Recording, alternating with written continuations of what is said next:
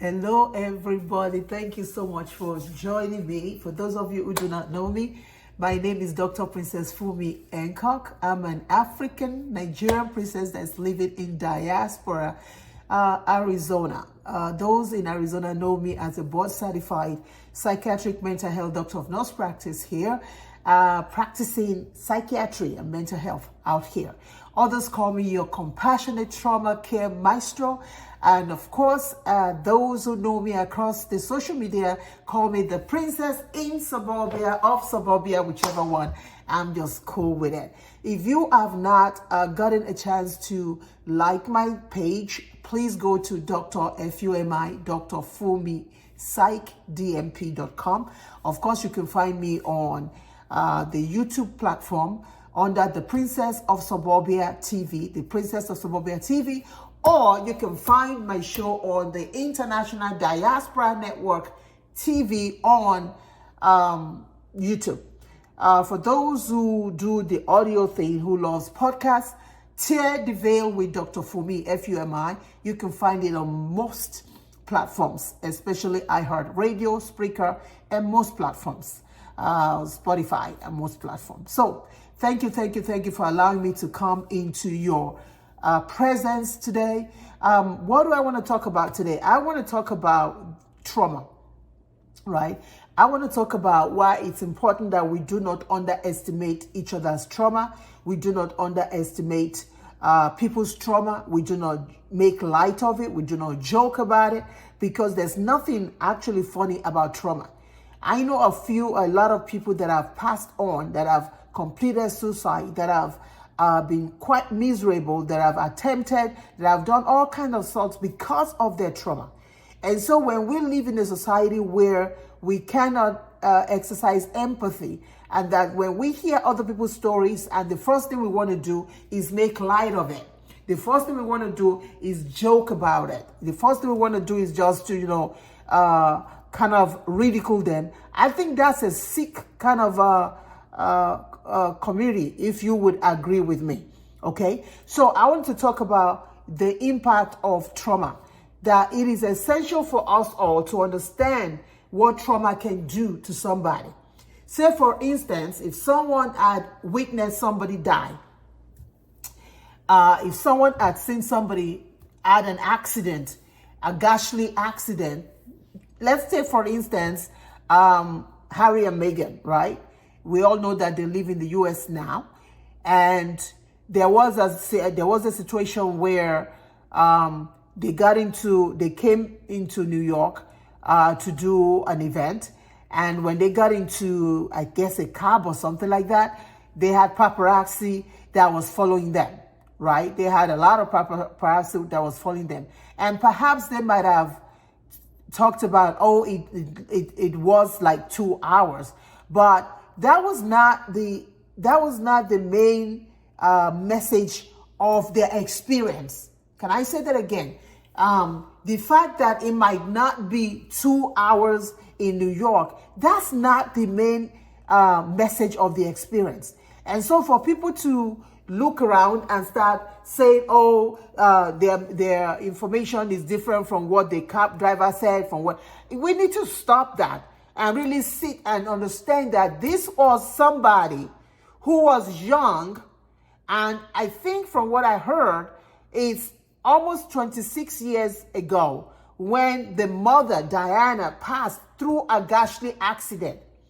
Because we find him and the wife and the children going all over the place, doesn't mean that he's over his trauma, you all.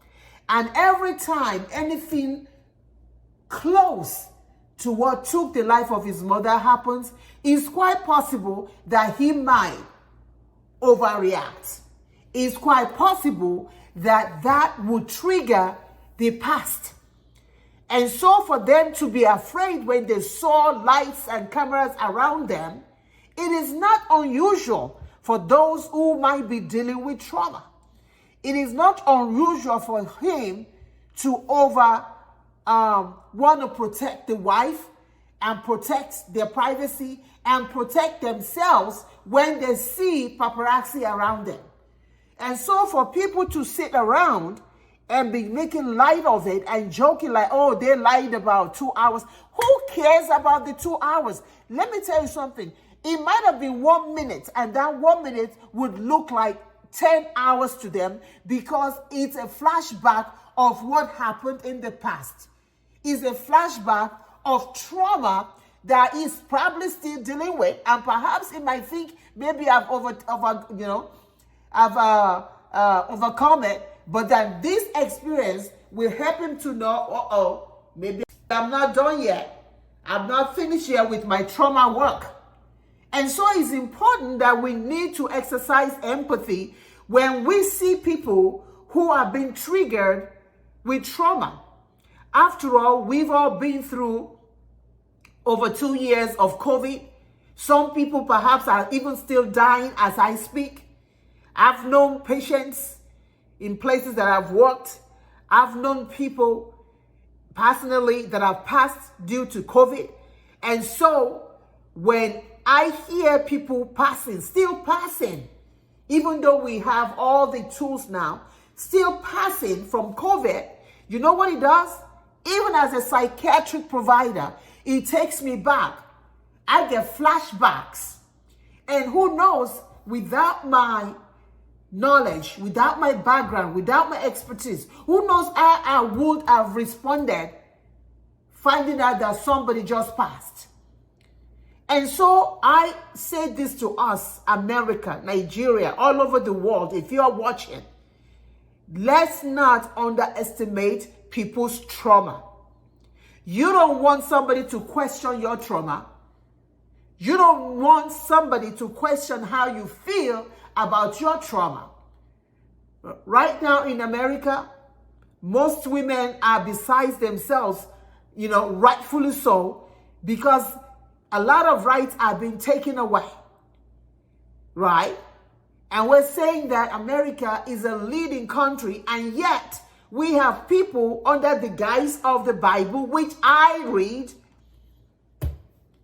just getting crazy and just pulling away rights, and yet they're saying they're freeing people and they're taking away rights. They're making men make decisions about things that they absolutely know nothing about. And so, when something happens and we see on the TV how a woman almost passed, if I had been through that, guess what's going to happen? Trigger. Now, does that mean that if somebody sees me sitting next to me and see how I react because of the trigger, is it right to make light of that? Is it right to say, well, it's no big deal? After all, it's just North Carolina. Or after all, it's Arizona. Or after all, it's New York. So it's no big deal. Get over it.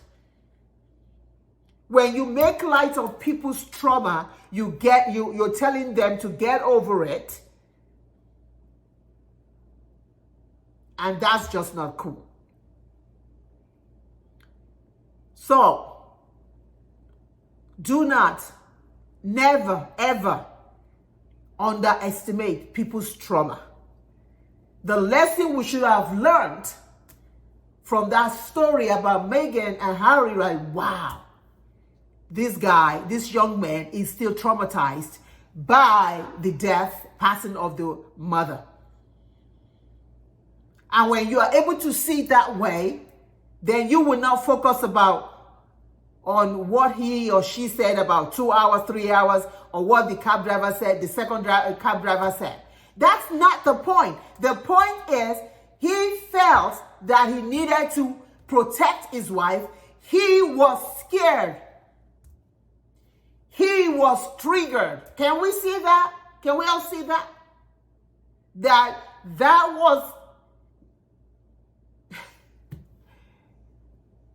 his response to the paparazzi was a trigger from what that young man passed through when he was young and he lost his mom. That is the message that I took out of that. Not the 2 hours, not all that, because frankly, if you were kidnapped, you would have been in a place for 10 minutes. that 10 minutes will look to you like 10 hours. So let's not focus on minor things, but focus on the major things that we could use to actually help our own kids. Because frankly, our teenagers, our young ones in college, they are constantly being traumatized by all the foolishness that our so-called leaders, our professional experts are displaying across social media and media platforms. Never underestimate people's trauma. So, until next time, America, until next time, Nigeria, until next time, my people all over the world, be inspired, be motivated, be of sentimental value. Understand that you are the hero in your life story. Do not allow anybody to rewrite your story for you, just like what we just talked about. Your trauma is your trauma, and do not allow anybody to underestimate what your trauma is. If you haven't subscribed to me, go to YouTube, The Princess of Suburbia, or the International Diaspora Network. You'll find my channel there. You'll find my show there, which is often called LifeRehabTV. If you haven't listened to my podcast, please go to Tear the Veil with Dr. Fumi, Fumi. I want you to subscribe. I want you to comment. I want you to share. I want you to help me to take this program to the next level. It's bye for now. Bye-bye.